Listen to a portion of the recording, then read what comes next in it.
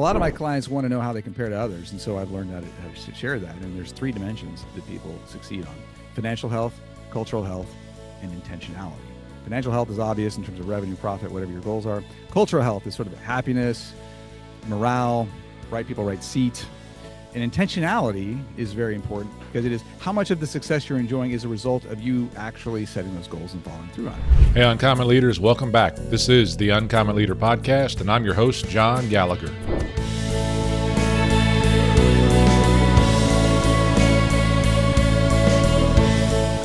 Mark Henderson Leary, welcome to the Uncommon Leader Podcast. Great to have you on the show. How you doing today? I'm really fantastic. Thank you so much for having me. Look ahead. We just did this. We talked about it. We're kind of trading podcasts here a little bit. So we've already had a chance to chat on your podcast prior to this hit and record button for the Uncommon Leader Podcast. So we'll be tired of talking here by the end of this, but that's okay. We won't. I'm looking forward to our conversation. If it were that simple, we could talk all day. So that's the hard part is going to be shutting it down. This is true. All right. So I'll start you off same way I start all my first time guests, though. And that's to ask you to tell me a story from your childhood that still impacts who you are as a person or as a leader today. You know, I think a lot about it. Was a great question. And I know everybody says that. I just heard myself, like, I've listened to your podcast and everything. That's a great question. I did it. Super self-aware now. I know why we say that, but we could talk about that too. So, you know, being a business guy, being a coach, doing what I do, helping people get what they want from their business. So much of the stories are in that context. And occasionally, and like 90% of the time, it's like, well, this is what happened in the business. I sold it. This was the crisis and the issue and the resolution. And on a couple different occasions, doing deeper work, just in a curious capacity, taking it back to early childhood, I kept finding that whenever the story of my dad came up, it really stopped me in my tracks in terms of how important it was. And I think there were 2 real massive impacts on my life with my dad. My dad and my mom divorced when I was 6. And that's essentially where the story starts. It was at age 6, he was out, and I was left with this, I think it was like a consolation prize type of statement, which was, and now you're the man of the house. And I think I took that with some pride. But I'll tell you, every time I've told a psychologist or a therapist about that, they go, oh. And I'm like, what do you mean, oh? And it's like, you were 6, right? Like, yeah. And so my son is actually 6. And so looking at my son at age 6 and thinking about what does that mean when you're expected to start making decisions. And so my dad, I loved my dad loved me, and I knew that, but he didn't have a great model for being an engaged father. And so did the best he could, which was not that much in engagement and involvement. And so I didn't spend as much time around him as I wanted. And so what came from that is, this is the instructions I get, and I've got to go from here. And so that created a very inquisitive person, and it's led to my passion of understanding how things work.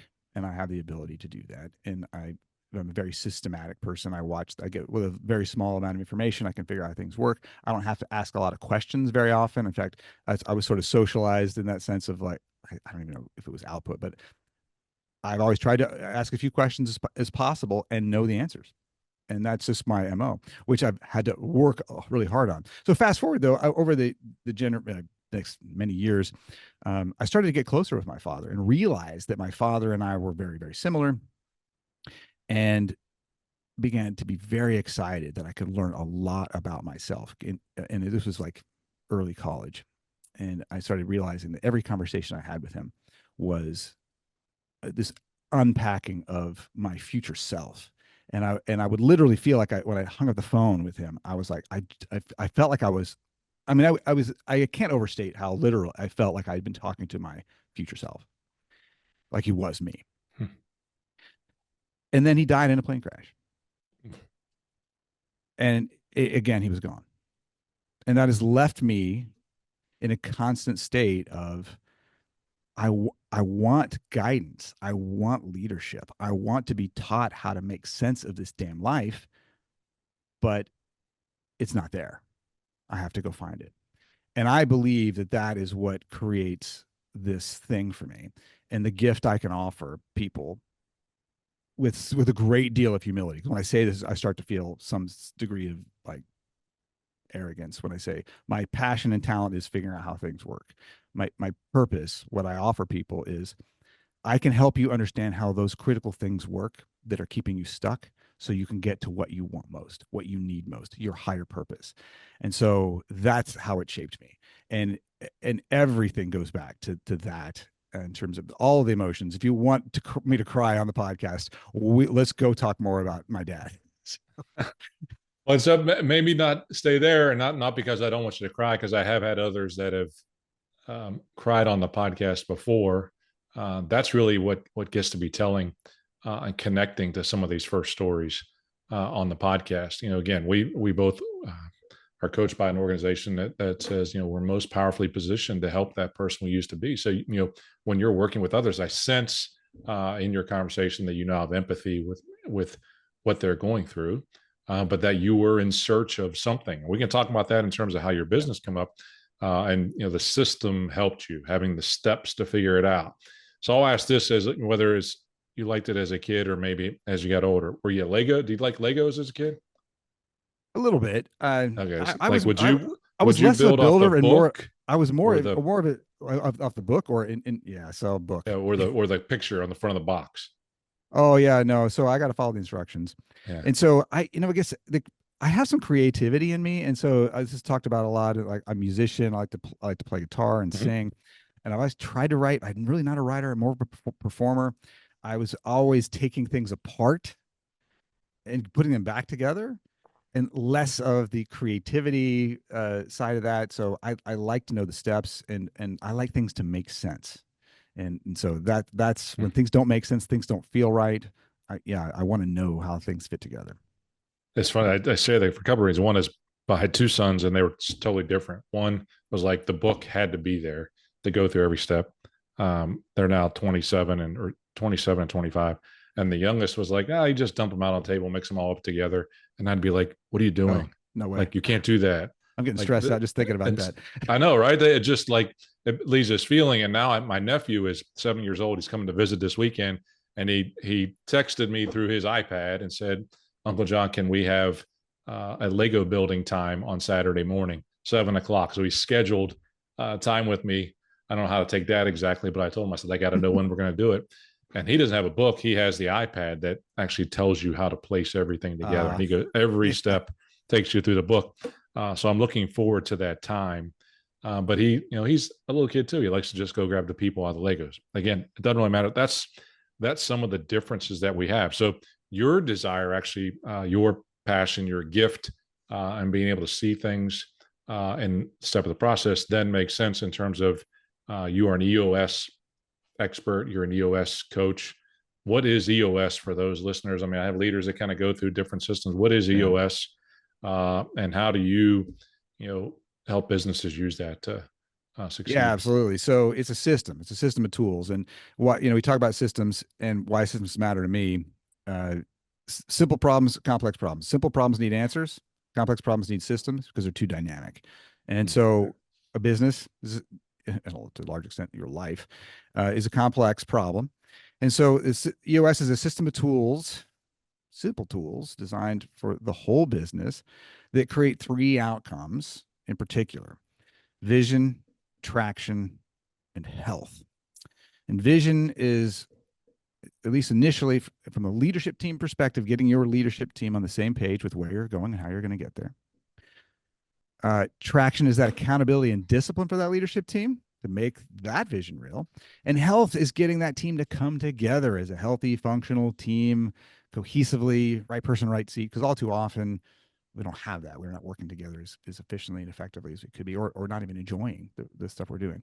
And so as goes that team, so goes the rest of the organization. We have to lock that in. But once we do, we can take it to the entire organization where everyone is crystal clear on your vision. Everyone's accountable and disciplined, and everyone is part of a healthy culture where they love being there. They love the work they do, and they're adding tremendous value and feel it the way you do, or at least in a way that makes sense for them in their role. And that's what the system does. Back to first of all, again, I think about this. You just got two real nuggets, listeners. Simple problems need answers. Complex problems need systems. Love that. And then the framework that you talked about: vision, traction, health. You mentioned in your bio as well that this system is one that you use to help you overcome problems, and that's how you in your businesses, and that's how you then teach others to do that as well. So, what were some of the problems that you ran into in your businesses that you had to overcome utilizing this three-step framework: vision, traction, and health? Oh, well, man, there's so much to that. So, I cobbled together, it wasn't even as elegant as that, because I was the classic flavor of the month CEO. I had a new system, not a new toolkit, a new book, a new something, new seminar under my arm every single week. Oh, guys, you know what? I figured out the reason we haven't exploded as a business is that we don't have a sales system. Okay. And so we got a sales methodology. So I keep using the word system, but, and so that would work for a week. And then we hit the next ceiling. Well, you know what the issue is now? I realize it's more about marketing. And so let's use this marketing toolkit. And okay, well, that's didn't work either. So let's it's a hiring thing. Oh no, it's a culture thing. It's a project management thing. And so every single week it was like this sets of answers, sets of little, tools, processes, seminars. And that was 7 short years, we'll call it. And so over that 3/4 of a decade, um, I did put together kind of my own system. I had a system that was working, and I was able to sell the business. And when I did sell the business, they trusted me enough, even though I wasn't a shareholder, to run the growth strategy. And we grew that from 7.5 million in services revenue to just under 20 million in services revenue using this sort of cobbled together system I had. And I thought, well, this is great. Simplifying the business using a system was so important. It was actually after that that I found EOS. And and I had friends say, you have a talent for this, Mark. You should implement EOS. It's a great system. I was like, I got a system. This is great. And then finally I read the book. And when I read the book, it was like, damn it. If Even I'd that had 7 years this, ago, right? yeah, exactly. If I'd had this 10 years ago, I'd have a totally different life right now, because Gino Wickman, the guy who wrote the book, created the system, really has a genius for that. And so, and that shows how I fit into this. I love to know how things work. I tried to create it, did a decent job, and I was smart enough to realize that Gino nailed it. And I've pressure tested it. Like I love to challenge. I love to find the better way. And it's like, nope, the principles, they work. And so that's been the better part of 8 years since I did that. And it's just been an amazing journey to help people skip that 7 years. Like, let's get you into the seat you need to be in. Let's let you lead, because so much of what I was doing was I was doing wrong jobs. It was a big stew of roles and obligations, unclear messages. What does the culture need to be? I want to be fun and happy and take care of everybody, but I need to drive accountability, and I don't know how to do it at the same time. And it was just this mess. And so fast forward, people can lead. What do you want the organization to be? Just tell me. Answering the question of what the organization to be, that's a hard enough question. Don't try to figure out how to run a meeting. Like, we got a way to do that. I could tell you how to run the meeting. Just go home and answer the question: what do you want the culture to feel like when you come in, and when it's at its best? That's the stuff that I want people working on. No, I love that. And again, I think the system's required. Now, looking back at your background, no, I'll use the term healthcare, at least experience in your work background. But you have kind of niched down and you found this group that you really have been helping. That's private practice in terms of healthcare. You're the host of the Practice Freedom podcast, learning and scaling your private healthcare practice.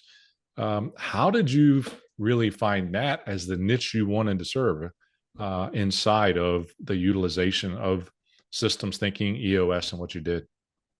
Well, it kind of found me, and it was an accident of two things that kind of, the first one, this was not intentional at all. I found myself getting frustrated with how healthcare was running. Hmm. And I found myself sort of, not as a hobby, but anytime there would be the new mindset of healthcare conference. We're doing it a different, better way. And I would talk to these entrepreneurial healthcare leaders. I would show up there and I'm like, I love what you're doing. I want to help in some way. I don't know how. And it never went anywhere. And I would just like, I'm just so excited about what's going on in that space, the next generation of healthcare leaders and what they're doing. And it was truly felt like a hobby type level of interest.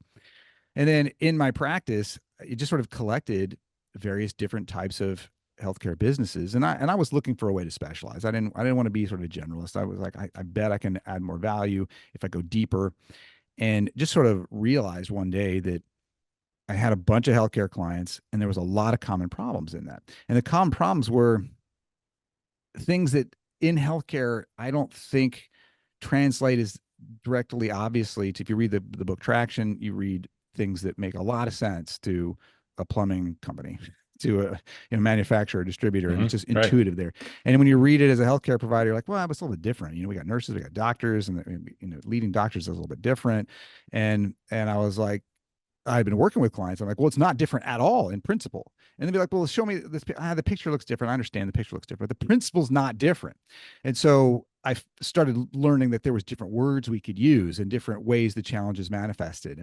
And one of the biggest ways was the identity and role of the founding physician or the founding healthcare provider leader. Because in a traditional business, the leader rises up to be someone who's either accountable for the execution of the organization or somebody who's really driving the emotional vision. And so in EOS, we call it the visionary or the integrator. And it's way outside of EOS. If you look at very successful businesses, there's almost always a duo of leaders. Disney had the same thing. Honda's had the same kind of thing. There's lots of people. If you look at this historical, there's somebody who runs the inside of the organization and somebody who pulls it into the future at the top two leaders. And so in healthcare, we have this kind of the same thing. We have to have somebody who administers the practice, drives the numbers, drives accountability. And there's somebody who really understands the impact we're trying to make, really emotionally motivated and impatient. And so we want to call those two leaders out. But there's also this unique phenomenon because in a plumbing company, the guy who started that organization or gal rarely at the board meeting says, you know what, I like this meeting, but this is kind of impinging upon my time of plunging toilets. I need to go unclog some drains and put some faucets in because that's my life's passion. And so that's not the concern. But in healthcare, I am the world's number one surgeon in this particular surgery.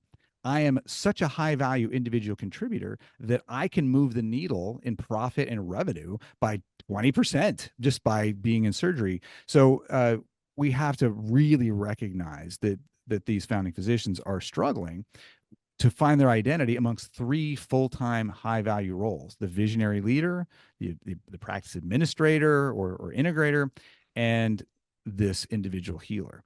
And hopefully that if people are listening to this who haven't thought of this are going mind blown, oh my gosh, I'm doing three full-time jobs or two of them, that's the help. Like, okay, so we got to figure out a path out of that. And it's not exactly a light switch, but that is the way through this because it is not sustainable and it does not lead to happy leadership life balance because the more successful the practice is and the more you hold on to those three roles, the more it sort of rips you apart. That's just one example. But yeah, that was one of the biggest first epiphanies. It's like, I've really got to help people through this.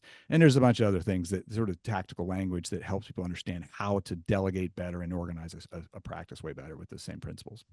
It's a great analogy as you go through that, because as I watch the larger healthcare systems, not the private healthcare practices, but as I've seen them promote leaders by title inside of the organization, it's been that third person. It's been the one who's been the rainmaker. They've been the most successful cardiologist. They've been the most successful dermatologist or ophthalmologist. And they must then go on to be a good leader and can lead our organization in the future. And many of them don't have either the visionary skill or the integrator skill to execute it and or think about what the future may look like. And that's how some of them, it takes them a long time to get some traction inside of their space. And so when you go in, and I would imagine even some of these leaders, these physicians that are setting up their own practice, how do you get them to think about those three things? What's the gift that you have that gets them there? Because Mark, I remember, I shared the story on your podcast. I was just an engineer from West Virginia, what physician was going to kind of give me the credibility that I needed to help them improve their practice? Yeah. So it manifests in two places. One is sort of that leader founder, and if they're a leader founder type, most of the time, I explain this to them, and they're saying, okay, well, clearly can't do three of these. And so most common scenario is, well, I'm not the practice administrator. I really don't love this stuff. But when how do I balance the time between individual healer, surgeon, doctor, and this visionary leader? And this is relatively easy to explain. Um, do you think your biggest contribution to the world is through your craft? Because it might be. You might be the only one in the world who can do this. And that's nothing to be ashamed of. The most famous architects in the world, the most famous designers in the world, these are high value individual contributors. The inventors of the world, not managers, not leaders. That's fine. Like I don't know what kind of leadership ability Einstein had. I'm suspecting not great. But it's super huge impact, right? That's not a problem. Mm-hmm. So if that's your approach, then let go. But if you're thinking that's high value, one patient at a time, but what's more high value is 20 patients at a time, because I can cultivate doctors and a group of associates, and I can create an organization that operates at a high level that can not only do one patient at a time, that can solve lots more problems as a community. Then that's starting to pull you into the visionary leader. And in reality, there's almost always a balance of like, I'm in clinic, I'm in the visionary leader. And it varies dramatically based on the specialty, right? So an optometrist is going to be a lot less associated, or ego associated with refracting eyes. Chiropractic, same kind of thing. Anesthesiology. Plastic surgery, they're like, look, no, I got us here. Everybody knows me. I'm the guy. And there has to be a sort of a different balance in that. That same model translates to the associates, though, and that's oftentimes where I'm getting like the associate physicians like, do you really want to lead the organization, or you just want to be a crass person? And very often it's like, oh, that's choice. Yeah, I just want to see patients and go home. Yes, and we got a place for you in many organizations. No, you think about it, you think about the time they invest, and it's just way outside their comfort zone. It puts them into their panic zone. They just don't have a desire to learn. They invest enough time trying to learn how to master their craft, right? In terms of understanding it. So I think what you're doing is so important with regards to that private practice and helping those physician executives see the blind spots inside their organization and make sure that they have all three of those pieces that are there. Look, Which healthcare can go go ahead. ahead. Add one little piece to that. Yeah. That one of the biggest mistakes it's such an obvious tactical mistake. A doctor has a stature, and they're in an operating room, or they're in an exam room, and there's nurses, surgical assistants, medical assistants. By visual proximity, the leader manager is the doctor. That is the worst idea ever. And so we have to say that okay, they are a consumer of the services of nurses, MAs, and SAs, and whatever, and other mid levels. And the manager is someone else. We need to lead those associates. We need to lead physicians. It's a whole other thing. We can talk about that if there's time. But there's a lot of resistance to leading leaders, but it's critical that we do it. But if we've got nurses who need a manager, it's not the doctor. These great surgeons, these great doctors are not are rarely good managers at all. Now, occasionally you find one, and if you have one, there's a really good use for that person, because you need oftentimes one person to lead that group.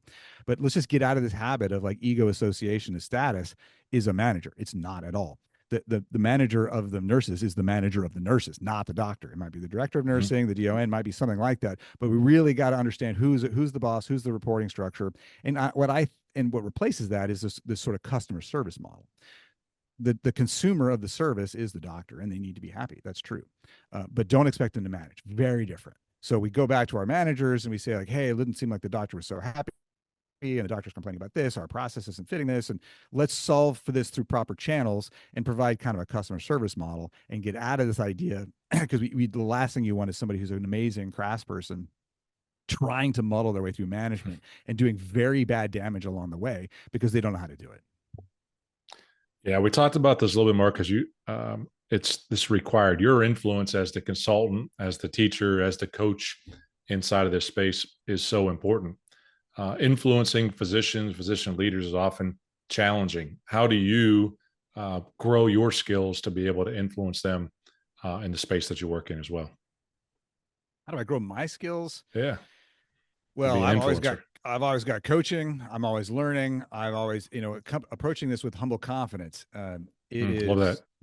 It is so important to go into. I mean, honestly, when I first had my few clients who were pushing back, I had people saying things like, "Well, we can't lead the doctors," and in all truth, it was like, well, I don't know this. Like my first one where I was dealing with, well, we can't lead the doctors like that. We're not going to put them on the accountability chart. They're just going to sort of be out there and they're going to, answer to the visionary. Everybody knows what the doctors do, and I'm like, it doesn't feel right. You might know, but it doesn't feel right. So I just kind of charged in like, we're going to try the principle based approach. We're going to use the idea that everyone needs a leader. If it's only God, everyone needs a leader. Everyone must be led in some direction. Everybody wants direction, and we need clear accountability. And so we're going to push through the principle of delegation and clear expectations.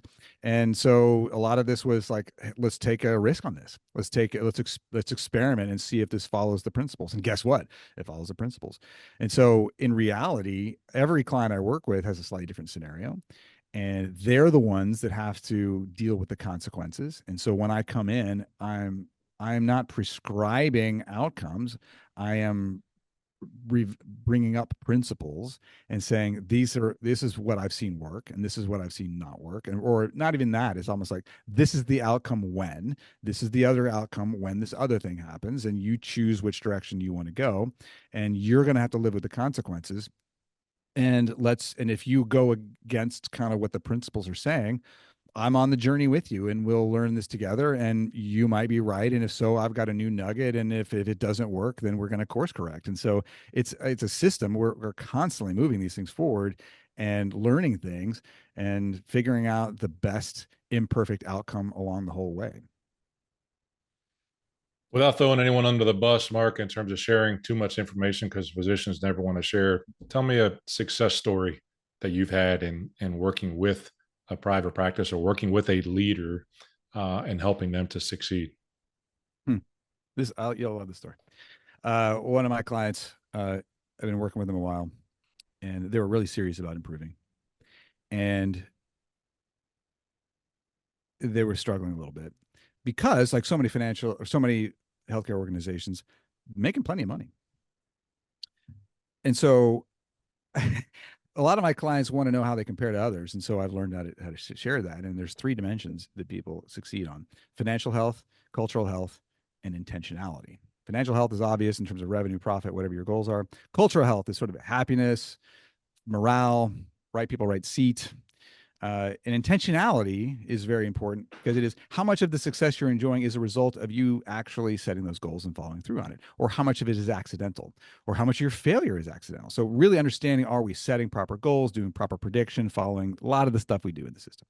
So this particular annual, it was, I don't know if they asked or if I just said it, like, I gotta, like, you guys are making money, but I got to tell you, you are the least healthy, most toxic culture I'm working with. And they were just like, wow, ouch.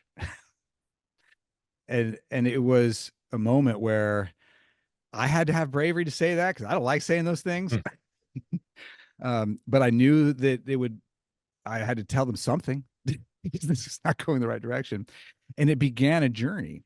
And the journey was to, one at a time, start making better, more difficult choices about the core values of the people. Because in healthcare, it is so easy to rely on resume and prestige and a unique skill set and say, like, this person is the only one who can do this, and they're horribly toxic, but we got to keep them.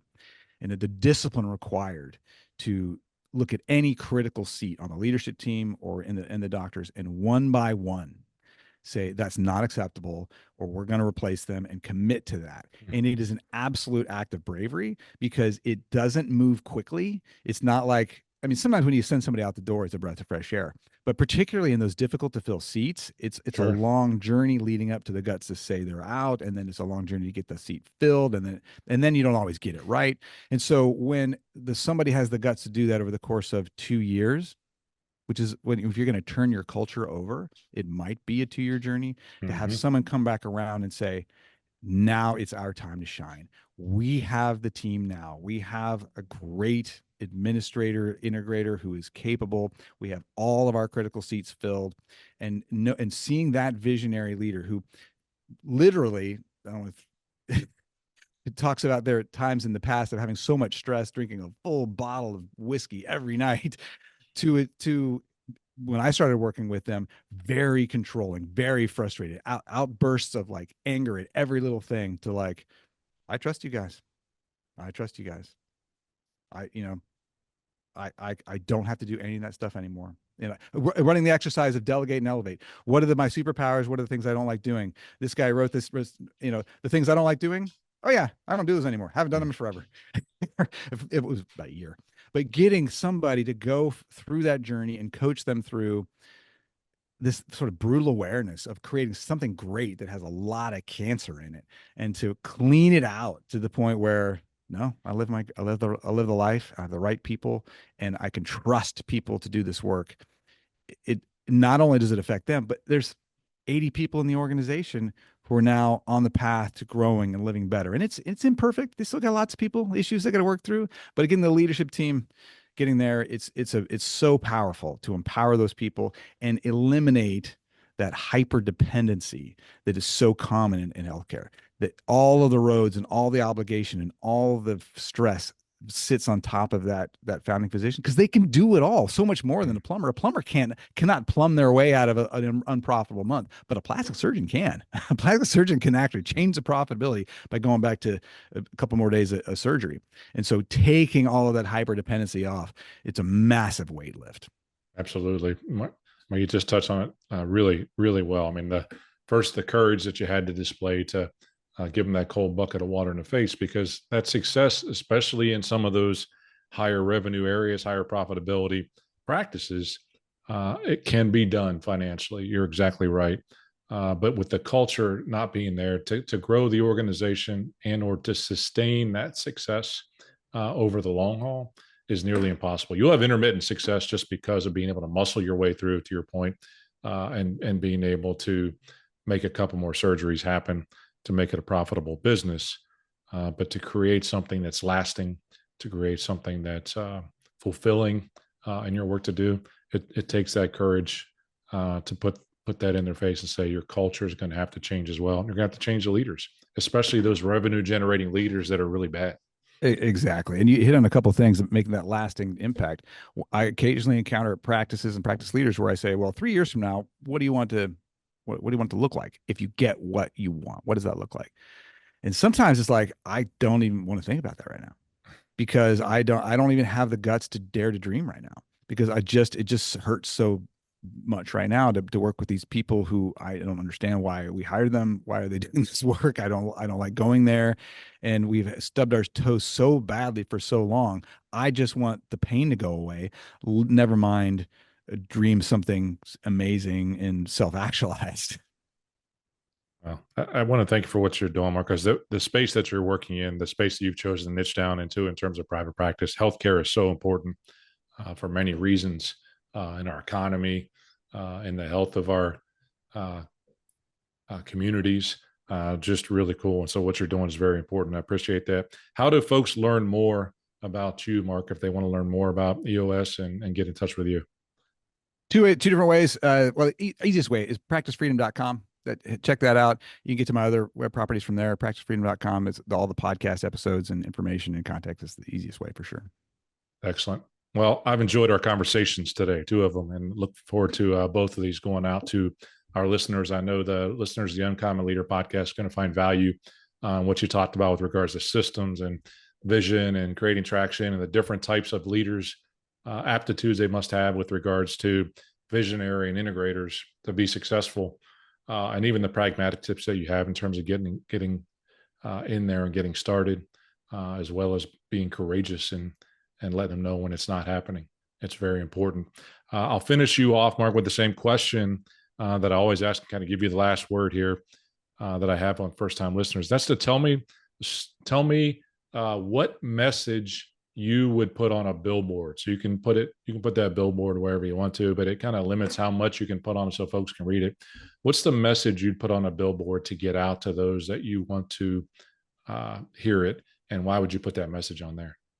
Yeah, I thought about this one, and where I'm going to go with this is it feels a little risky to be from departure, but maybe not. Uh, what I would say is love is enough.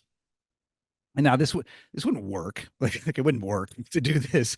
But the reason I'm answering the question the way I do is that because I could put that billboard up, no one would get it. The reason I say that is when we're trying to grow an organization and we're trying to um, be the best leader, oftentimes we get ego associated with I make this much money and someone at the front desk makes that not that much money.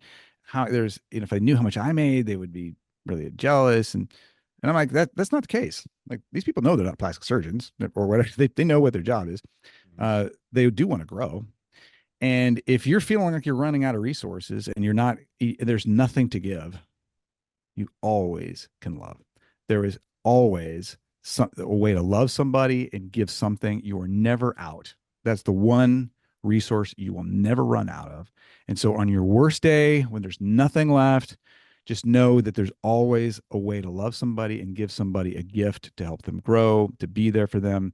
And having that as sort of your backstop to parent, to lead, to grow your organization if it's on hard times, if you're feeling overregulated or underprofitable or understaffed, there's always some love to give, and that's enough. Oh, I love that. And so it's not, love that, no pun. It's not out of line. It's not beyond. It's very spiritual and understanding that, one of the best attributes that we can have is love others. That's just my opinion. The infamous people don't care how much you know till they know how much you care about them. And you can influence them in a much bigger way. So I appreciate you sharing that message. Absolutely. And I like that. And you can put your website underneath. So if they're curious about what it really means, they can go and find out more about it, make them curious and go get it. Yeah, that's a Mark, good idea. it's been a blast having you on. It's been a blast chatting with you today. I appreciate you investing the time with the listeners of the Uncommon Leader podcast. Wish you the best going forward. Thank you, John. It's been such a pleasure. I'm so grateful for us meeting and the time together. Thank you so much.